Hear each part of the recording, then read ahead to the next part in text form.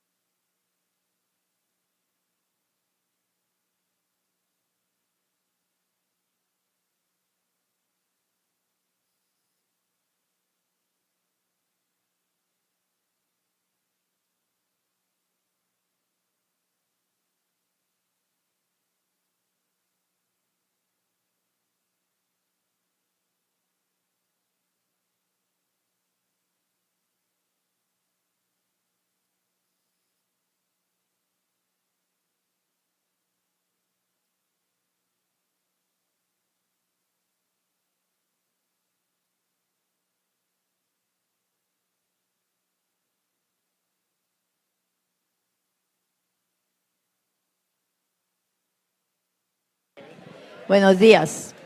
Ok, estamos empezando hoy otra serie de Formando Ciudadanos. El semestre pasado yo leí un artículo de este señor que tiene 3 nombres propios, sin apellidos. Se llama Gustavo. ¿Quién conoce a alguien que se llame Gustavo? Se llama Román. ¿Quién conoce a alguien que se llame Román? Se llama Jacobo. Jacobo Fliman, ¿dónde está? Ok, entonces yo nunca sé cómo decirle don Gustavo, don Román o don Jacobo, pero ya aprendí, se llama don Gustavo. Escribió unos artículos magníficos el semestre pasado en donde estábamos aprendiendo cómo lograr el progreso social. Y entonces lo invité y me dijo, bueno, mi campo es más bien la responsabilidad ciudadana. Él trabaja en el CE, Tribunal Supremo de Elecciones, y los medios. Eso es de lo que me gustaría hablar. Entonces, con solo esa carta que nos escribió, nos dio el tema para este semestre. Es responsabilidad ciudadana y de los medios ante los procesos sociales. Primero en este semestre, hoy nos va a dar don Gustavo el marco teórico. Les va a hablar de qué quieren decir esas cosas. Luego vienen de La Nación a hablarnos de los medios, periódicos. Luego vamos a hablar de la televisión. Luego los medios sociales. Y luego nos empiezan a decir cuál es nuestra responsabilidad ciudadana, donde conozcamos todo eso. este semestre, Mr. Mora y Miss Cisneros hicieron que cada 3 o 4 conferencias nos reunimos aquí, tenemos reflexión, o sea, examen, para que ustedes entiendan mejor. Entonces, pónganse las pilas porque hoy es el marco teórico de un señor muy amable que les va a venir a explicar. Dice que están entusiasmadísimos porque este es el año electoral y en el Tribunal Supremo de Elecciones se preparan para las elecciones de febrero entrante. ¿Cuáles van a votar ya en febrero del año entrante? Hay una serie grande. Ok. Esos son los que más van a aprender. Muchas gracias. Muy brevemente, para dar paso a don Gustavo, les cuento, don Gustavo es doctor en Comunicación y Sociedad de Información. Sociedad de Información. Sociedad de Información, de la Universidad Complutense de Madrid y se desempeña como asesor político en el Tribunal Supremo de Elecciones. Don Gustavo, muy bienvenido y muchas gracias. A usted, muchas gracias. No voy a usar el...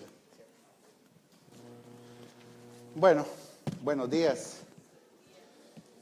Mi abuelo lo tenía más complicado porque era Juan Jacobo Luis, o sea que bastante más nombres. Y en realidad toca hacer una aclaración, yo doctor no soy. Doctor seré, si todo sale bien, a finales de abril, porque tengo que ir a defender la tesis y no he hecho la presentación, eso me tiene bastante angustiado.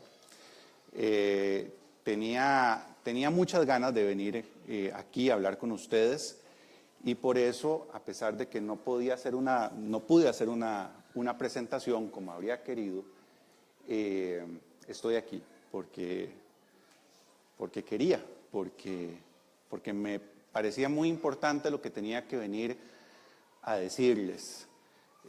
Tanto como para dejar el tema de la tesis un poco de lado, aunque es la culminación de un trabajo de 5 o 6 años, pero de verdad tenía muchas ganas de venir a estar aquí con ustedes y les agradezco mucho la atención que me puedan prestar. Le agradezco mucho a doña María Cristina, al colegio, a Tomás, por la invitación. ¿Por qué tenía muchas ganas de venir? Porque estoy muy preocupado, porque estoy incluso podría decir angustiado por algunas señales de tormenta que veo en el horizonte y que creo que a todos nos afectan. Ustedes sabrán que hay un crecimiento significativo del populismo, de la xenofobia, del racismo en el mundo. En Europa, hace poco, La Nación publicaba una nota que se llamaba Europa está enferma y daban datos de Alemania, de Suecia, de Finlandia, de Hungría, Francia, Austria y Grecia, todos con opciones partidarias filonazis en el horizonte. Eso además nos repercute a nosotros, aunque no seamos inmigrantes y no empaticemos con la gente que está en esa situación en Europa, porque pone en riesgo los acuerdos sobre cambio climático en París, solo por poner un ejemplo. O sea, la humanidad por primera vez se enfrenta a la posibilidad de su autodestrucción por el cambio climático y las medidas y las políticas públicas para enfrentarlo podrían verse truncadas por este crecimiento del populismo. Y en Costa Rica hay señales preocupantes también. Desde hace muchos años, la Universidad de Vanderbilt, que nos mide, que nos tiene vigilados con lupa, con un estudio que se llama la POP, dice que hay un crecimiento del autoritarismo social en Costa Rica y una caída de la tolerancia política, que dicho en cristiano significa que cada vez nos soportamos menos. Que cada vez hay un mayor número de ciudadanos que está demasiado molesto con las personas que no piensan como él.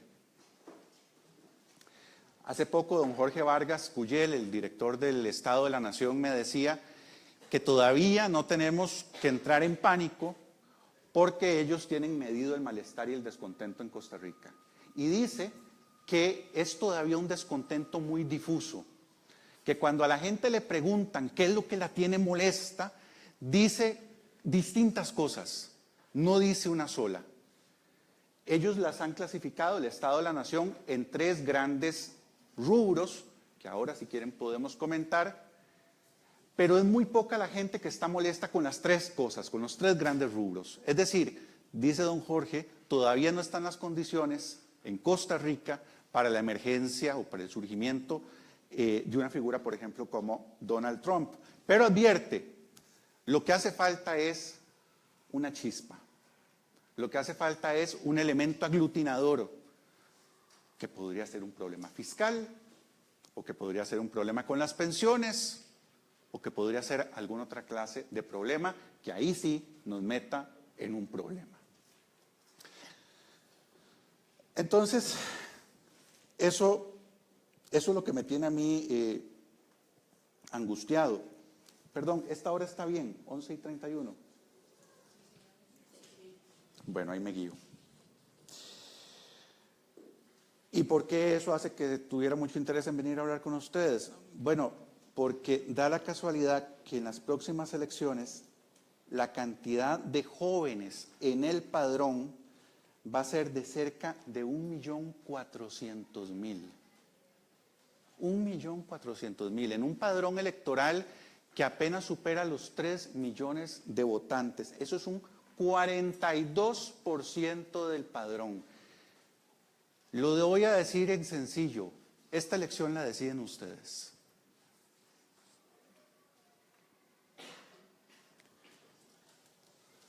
Y van a votar por primera vez, que son los que levantaron la mano ahora, van a votar por primera vez 308.900 electores.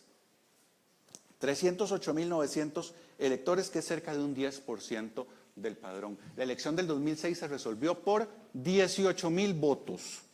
Así que créanme que 308.000 pueden decidirlo todo. Los jóvenes, los que son como ustedes, en Reino Unido no votaron a favor del Brexit, no votaron a favor de que el Reino Unido se saliera de la Unión Europea y no votaron mayoritariamente a Trump. Eso es un dato. El domingo, creo, salió un artículo de Jeffrey Sachs en La Nación donde decía lo siguiente: la división política clave en Estados Unidos no es entre partidos o estados, es entre generaciones. Los millennials, que son ustedes, yo casi entro porque es de 18 a 35 años, yo siempre digo que yo soy fronterizo, casi entro. Los millennials votaron fuertemente contra Donald Trump y formarán, dice Jeffrey Sachs, la columna vertebral de la resistencia a sus políticas. Entonces, entiéndanme por qué tenía ganas de venir. Es que yo creo que la esperanza son ustedes. Lo creo sinceramente, lo creo de corazón. Ahora, son elecciones estas que les estoy mencionando, la del Brexit, la elección en los Estados Unidos hace poco con Trump y otras que se están dando, son elecciones que se están dando en un ambiente saturado de emociones negativas, de miedo, de incertidumbre, de enojo y en no pocos casos de odio. Y ese es un problema de comunicación política. Es un problema de comunicación política y la comunicación política es algo así es un proceso, pero es algo así como una pata de 3 bancos. Y esos 3 bancos son, número 1, los políticos, desde luego. Número 2, los medios de comunicación. Y número 3, los ciudadanos. Déjenme comentarles rápidamente algunas cositas de estos 3 actores. Los políticos, ¿qué les reclamo yo? Bueno, la inflación de expectativas, sobre todo. ¿Qué les reclamo en relación con las campañas electorales? En relación con su gestión, otras cosas. Pero en relación con las campañas electorales, les reclamo que generen una inflación de expectativas. Es decir, que prometan el cielo, el oro, la tierra y el cielo. Y que nos vendan que la luna es de queso. Claro, y entonces yo, el ingenuo de Gustavo, dice, a mí lo que me gustaría sería uno sincero, que dijera, lo sincero sería decir más o menos esto. Miren, costarricenses, la verdad es que los problemas que tenemos son bastante complejos. La verdad es que el margen del presupuesto de la República para decidir qué se hace y qué no se hace es muy poquito, porque la gran mayoría está comprometido. La verdad es que la Asamblea Legislativa está muy fragmentada, es la más fragmentada de la historia, porque hay muchos partidos y porque la gente vota por partidos diferentes. La verdad es que la Sala Constitucional frena algunas cosas. La verdad es que el presidente puede hacer muy poco. Y la verdad es que estamos muy condicionados por la economía mundial. Y la verdad es que la economía mundial, nosotros podemos incidir bastante poquito en ella. En resumidas cuentas, costarricenses, yo lo que vengo a decirles es que lo que puedo hacer es muy poquito. Vamos, yo lo que les puedo prometer es que no voy a desbarrancar el país. En los próximos 4 años yo no voy a tirar el país por un despeñadero. Vamos a poder mejorar este puntito por acá, mejorar este puntito por acá y tal vez esta otra cosita por allá. Y ya está. Y ya está. Eso yo creo que sería lo honesto. El problema es que el político que haga eso no lo va a votar nadie. Nadie va a votar por él. Y esto está además bastante estudiado en comportamiento electoral. A nosotros nos gusta, a los seres humanos nos gusta que nos digan, ahí está el horizonte, ahí está el futuro y va a ser una cosa maravillosa y síganme los buenos y vamos hacia allá. Nos gusta que nos vendan sueños y nos gusta que nos vendan un poquito de aire también. Yo me pregunto si la efectividad de la mentira en la política no tiene que ver con el hecho de que nos guste tanto, de que estemos tan sedientos a que nos cuenten mentiras. Y claro, entonces, exagerar expectativas y hablar de que voy a generar un gran cambio tiene un incentivo que es el voto. Los políticos viven de votos y como quieren votos y lo que el público está demandando es sueños, ilusión, entonces le ofrecen eso. ¿Cuál es el otro actor? Los periodistas. Bueno, ustedes saben, los medios de comunicación en todo el mundo, los medios de comunicación tradicionales están en crisis. Y están en crisis porque están con problemas de dinero. Y están con problemas de dinero porque el ingreso publicitario se les vino al piso. El modelo de negocio de ellos es, yo ofrezco noticias y las personas que están viendo esas noticias pueden ver sus anuncios, empresa X y empresa Y, y entonces les vendo a ustedes espacios publicitarios. Bueno, y ese es un ingreso y el otro es el de ventas, ¿verdad? La venta del periódico, qué sé yo. Eso se ha trastocado por muchas razones, una de ellas, tal vez la más importante, es Internet. Ese es otro gran tema del que podemos conversar si les interesa, pero aquí lo fundamental que les quiero decir es que están en grave crisis económica, los medios de comunicación casi todos reportan pérdidas y la solución que han encontrado es despedir periodistas, por supuesto. Despedir periodistas. Y entonces tienen salas de redacción, es decir, fábricas de generación de noticias con cada vez menos recurso humano. Uno diría, bueno, entonces cada vez producen menos noticias, porque tienen menos gente que las haga. No, cada vez producen más noticias. Hay un aumento de la cantidad de publicaciones en redes sociales que hacen los medios de comunicación.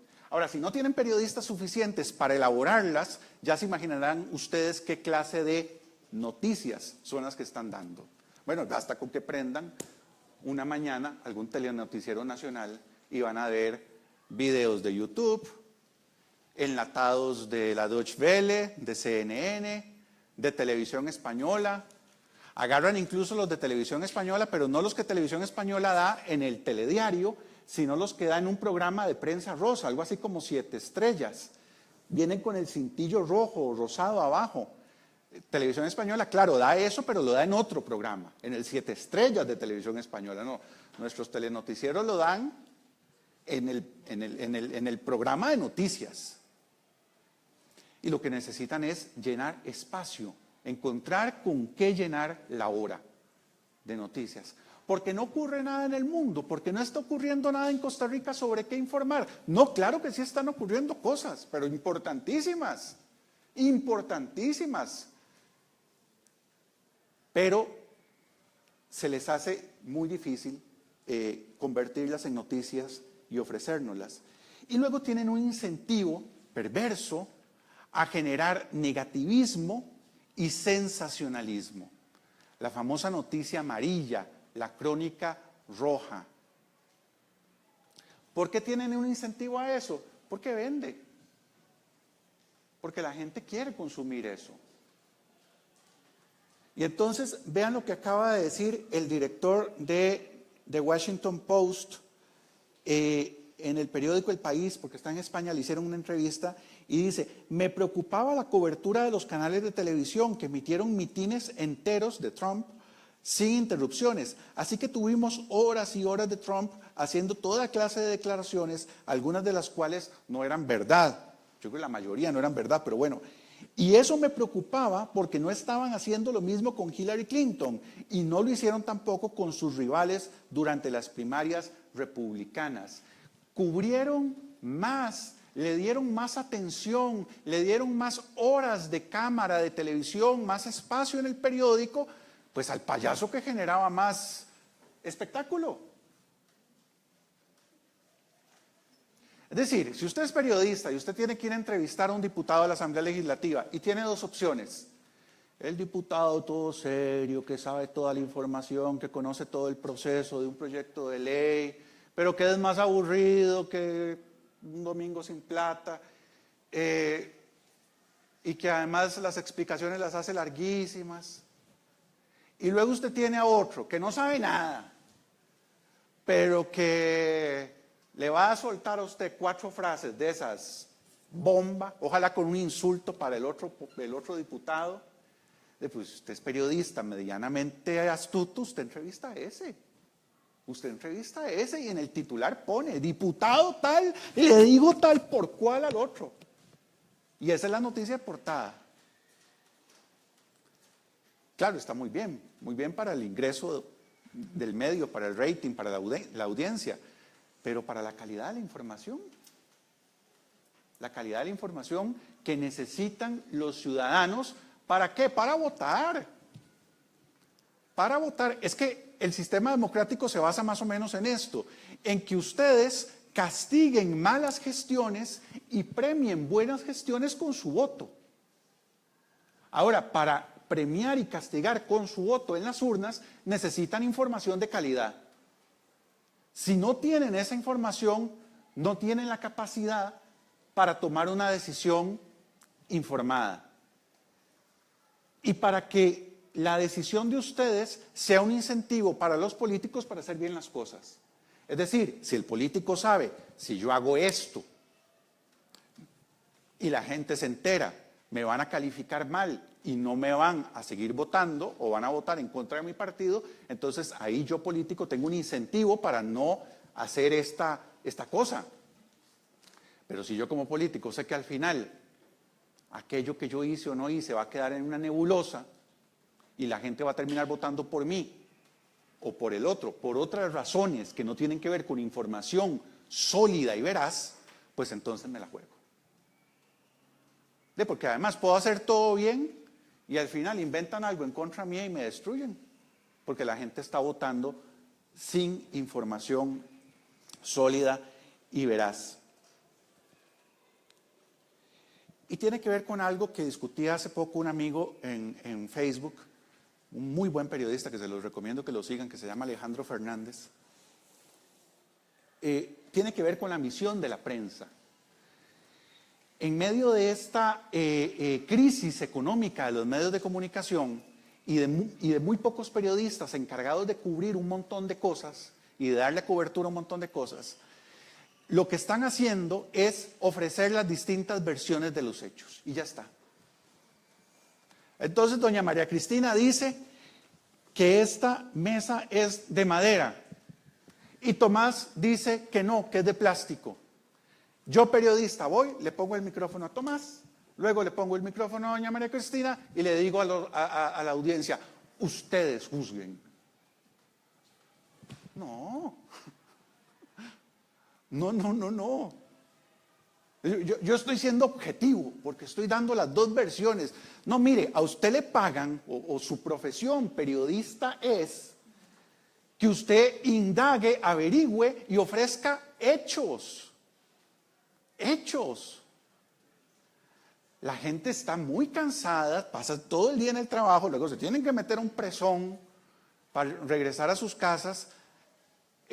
No pueden llegar a hacer una investigación de qué fue lo que pasó. Necesitan que haya alguien en la sociedad que se encargue de indagar, no en un procedimiento judicial que tarda mucho tiempo para imponer responsabilidades penales, no, indagar de una forma más rápida qué fue lo que pasó con un grado elevado de certidumbre y nos lo cuente para saberlo. Bueno, pues esa profesión ya existe, ya se inventó hace 200 años, se llama periodismo. Bueno, hagan su trabajo.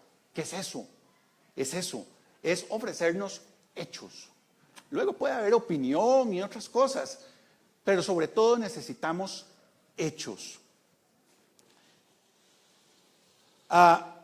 Y los necesitamos, y aquí ya voy con el tema de los ciudadanos, que es la tercera pata del banco, los necesitamos porque vivimos en una época de enorme incertidumbre. Es que no se pega nada.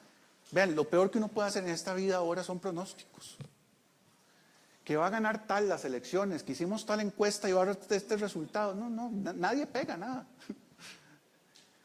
Hay una gran dificultad para anticipar lo que va a ocurrir. Y esa dificultad para anticipar lo que va a ocurrir tiene que ver con el hecho de que la realidad se está volviendo cada vez más compleja, más cambiante y más dinámica en todos los aspectos. Y entonces la gente tiene una gran incertidumbre de quién le está diciendo la verdad o quién no. Y ustedes saben que cuando uno tiene una incertidumbre de si alguien le está diciendo la verdad o no, ese espacio, ese hueco que queda ahí, ¿con qué se llena?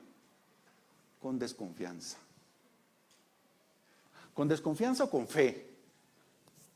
Y entonces también por ahí tenemos un surgimiento importante de fundamentalismos y de fanatismos religiosos, pero sobre todo con desconfianza.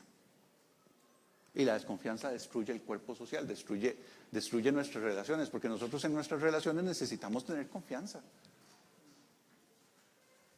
De ahí, cuando yo paso por un puente o cuando estoy en mi casa con mi bebé, yo tengo que confiar en el ingeniero de que el techo no se vaya a caer. Pues yo no sé ni papa de ingeniería. Yo no sé si lo hizo bien o mal. Parto sobre la confianza. Es fundamental. Y cierro con esto. Como ven, yo creo que el incentivo de los políticos para pintarnos el mundo color de rosa y no decirnos las cosas, lo dijo hace poco Jean-Claude Juncker, presidente del Parlamento Europeo. Decía, todos se refería a los políticos que estaban con él en el Parlamento Europeo, todos sabemos lo que tenemos que hacer, lo que no sabemos es cómo hacerlo y que nos voten, que nos sigan votando. Claro, entonces, el incentivo de los políticos es para vendernos un paraíso color de rosa. ¿Cuál es? O soluciones fáciles, votos. Y el incentivo de los medios de comunicación para ofrecernos sensacionalismo, negativismo y entretenimiento, mucho entretenimiento, ¿cuál es? Audiencia, rating. Es decir, ambos grupos están respondiendo a incentivos nuestros, a incentivos de los ciudadanos. Y por eso, para mí, pocas cosas tan importantes ahora como hablar de responsabilidad ciudadana. Yo estoy convencido de que antes que un cambio en el sistema político, antes que un cambio en el sistema de medios de comunicación, urge un cambio, una revolución cultural en la ciudadanía. Y por eso comprenderán ustedes que el valor que yo le asigno a actividades como esta de hoy. Yo creo en este tipo de siembras, que no, el fruto no se ve así, digamos, como a corto plazo, no es que inmediatamente, es una cosa, es una inversión a largo plazo, pero es que yo creo que ahí está el clic. Decía Theodor Adorno, una frase para mí lapidaria: la finalidad de la educación, el fin último de la educación, es impedir que Auschwitz se repita. Usted puede ponerle a la educación un montón de finalidades, pero la finalidad fundamental, desde una perspectiva ética, incluso de supervivencia, de la educación, es impedir que los campos de concentración y esa barbarie y ese horror y ese dolor infinito de millones de seres humanos se repita. O sea, es que podemos pensar diferente en un montón de cosas. Podemos ser más de izquierda, más de derecha, más liberales, más conservadores, podemos ser creyentes, ateos, miren lo que quieran, pero todos tenemos que estar de acuerdo en eso. Hay que impedir a toda costa que eso se repita. Eso no puede volver a pasar. En eso sí que tenemos que estar de acuerdo. Y ahora que están surgiendo populismos y xenofobia y racismo en Europa, mucha gente está advirtiendo, miren, es que tal vez la educación la hemos centrado mucho en capacitar a la gente para competir en el mercado laboral, cosa que es fundamental, cosa que es importantísima, cosa que yo hubiera querido que en mi colegio me la enseñaran más. Pero nos hemos enfatizado tanto en eso, en darles esas destrezas, esas herramientas para competir en el mercado laboral, que se nos ha olvidado que también tenemos que darles destrezas para cooperar, no para competir, para cooperar en el espacio público, en la polis, en la sociedad, en el ámbito de lo político, que no son los políticos, somos todos.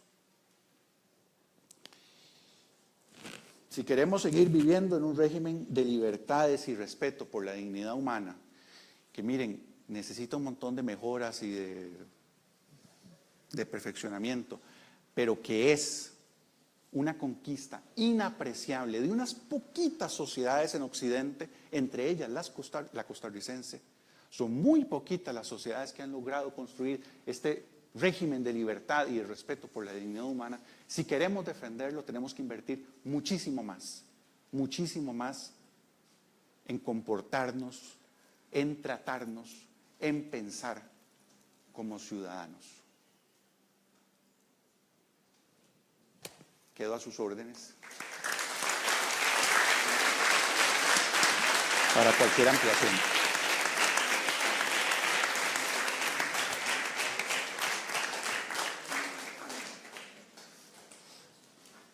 Muchísimas gracias, don Gustavo. Abrimos espacio para una ronda de preguntas. Tenemos unos 8 minutos, de tal suerte que si alguien quiere preguntar o comentar algo, el micrófono está abierto.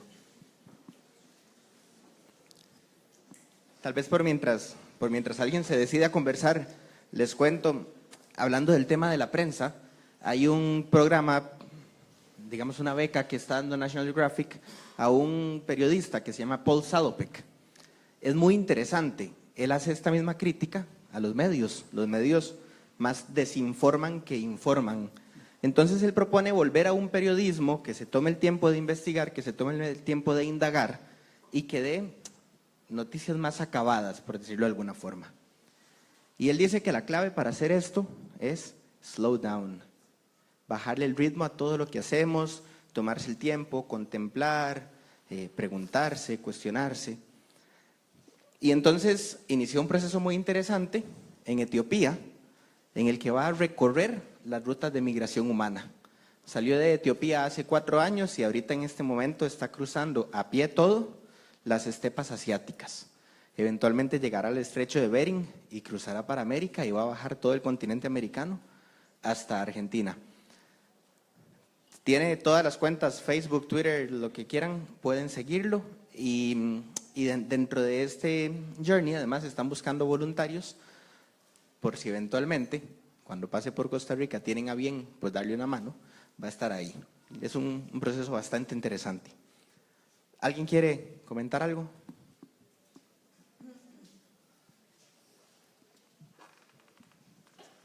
Cuando usted nos habla de Auschwitz, que todos sabemos y que no se debe repetir, hoy sale que en las cárceles de Siria ahorcaron en el último año 13,000 personas.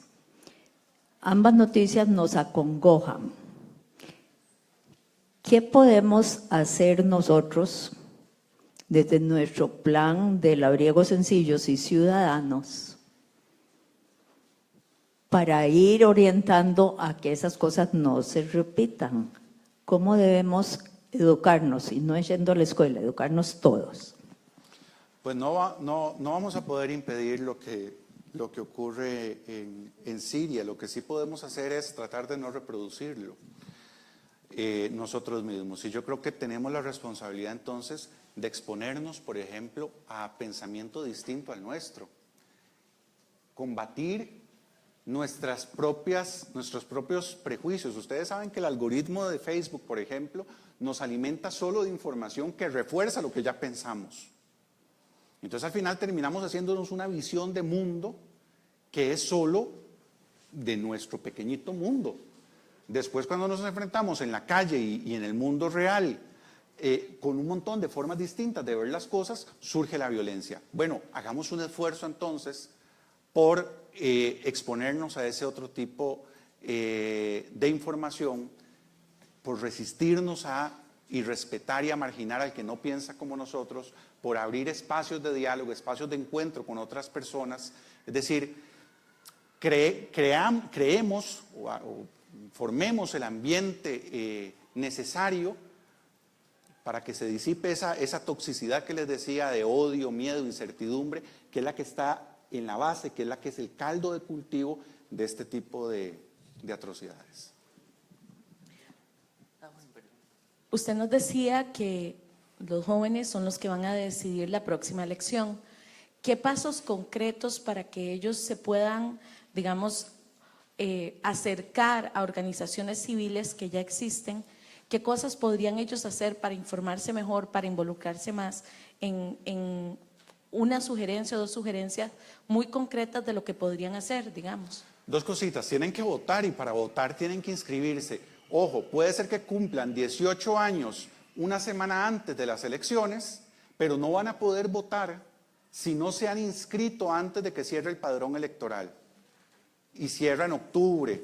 Entonces, tienen que inscribirse primero, aunque todavía no hayan cumplido 18 años, en octubre, inscríbanse para que después, si cumplen años el mismo día de la elección, vayan al tribunal, sábado o domingo, recojan la cédula y puedan ir a votar, pero tienen que inscribirse. Aprovechen los medios de comunicación serios, que los hay. Hay periodistas que están haciendo buen periodismo en Costa Rica, aprovechenlo, estén dispuestos y hablen con sus papás a pagar por periodismo. A mí me han llegado notificaciones de periódicos serios en Costa Rica diciéndome 600 colones la suscripción mensual, ya casi que mendigando. No, hay que pagar, la información es un producto, es un bien que hay que pagar. Bueno, estemos dispuestos a pagar por eso. Y aprovechemos los espacios que también abren las universidades y los colegios de debate, de diálogo, para ir, para escuchar y para preguntar. Gustavo, yo quería tu opinión en este debate que hay con Facebook de las noticias falsas, ¿verdad? Que han puesto, digamos, contra la pared a Zuckerberg de que si a Facebook le corresponde actuar como un filtro en las noticias falsas. Pero él se escuda o dice que no porque él es solo un reproductor de información y no maneja contenido editorial. También la otra cosa que se me ocurre es, bueno, que es otra posición, es que le darías un poder enorme a Facebook en controlar básicamente todas las noticias del mundo. Entonces yo la verdad es que no estoy muy claro en ese debate. No sé qué pensás vos. Pienso dos cosas. Pienso que la posición de él es la más cómoda, ¿verdad? Me lleno de ingresos por publicidad y no asumo ninguna responsabilidad. Yo difundo lo que sea, porque yo al final no soy responsable por lo que difundo, y genero los ambientes tóxicos que sean, y un tipo se va a tirotear una pizzería en los Estados Unidos porque en redes sociales surgió la tesis de que en esa pizzería había una red de pedofilia que dirige Hillary Clinton, una cosa terrible, que hay unas pirámides de los ovnis en la Antártida y que John Kerry andaba ahí, una cosa pero asombrosa. Bueno, hay gente que votó pensando en eso, pero también estoy de acuerdo con vos en el sentido de que sería terrible un gran hermano que filtre todo y que nos diga qué es la verdad y qué es la mentira en Facebook. ¿Qué sería lo mejor? Nuevamente, el ejército de periodistas interviniendo, cribando en redes sociales, cribando en medios de comunicación y ofreciendo información veraz, de modo que yo pueda estar expuesto a todo lo que sale en redes sociales, pero que yo cuando quiera saber si algo es verdad o no, tenga medios de referencia, tenga periodistas de referencia, que yo sepa, esta gente es seria en lo que hace, esta gente tiene credibilidad. Pero ojalá que sean muchos, de diferentes países, de diferentes ideologías y con diferentes intereses, y no uno solo. ¿Alguien más quiere comentar algo? En días pasados, hablando del tema de Facebook, vi que se hizo una petición formal para que Facebook y Twitter traten de alguna forma de filtrar, ¿verdad?, las noticias falsas. El tema en Rumanía tiene un poco que ver por ahí también. Está bastante ajetreado el pueblo en Rumanía después de que el Parlamento aprobó una ley para proteger a aquellos políticos que actuaran en contra del Estado con un daño menor, con un perjuicio menor a 42.000 euros. Y bueno, el pueblo reaccionó y le dieron marcha atrás al decreto. Y aún así el pueblo no se quedó calmado. Y ahora están pidiendo la renuncia del primer ministro que lidera el partido político que había hecho esta propuesta. ¿Alguien por aquí tenía una mano levantada?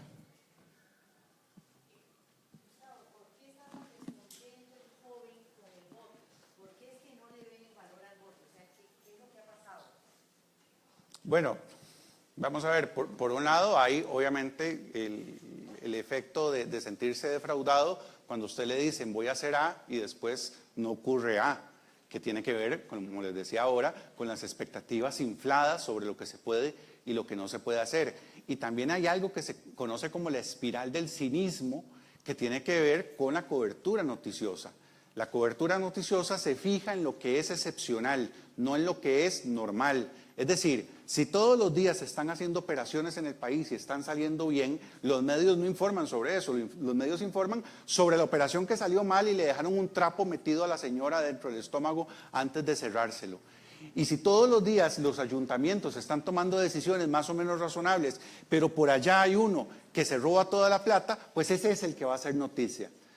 Eso significa que los medios no reflejan la realidad, los medios reflejan una parte de la realidad, a veces lo excepcional de la realidad, pero eso se termina convirtiendo en la representación que yo tengo de la realidad. Me termino haciendo una imagen más negativa de lo que realmente es y yo creo que eso genera más enojo.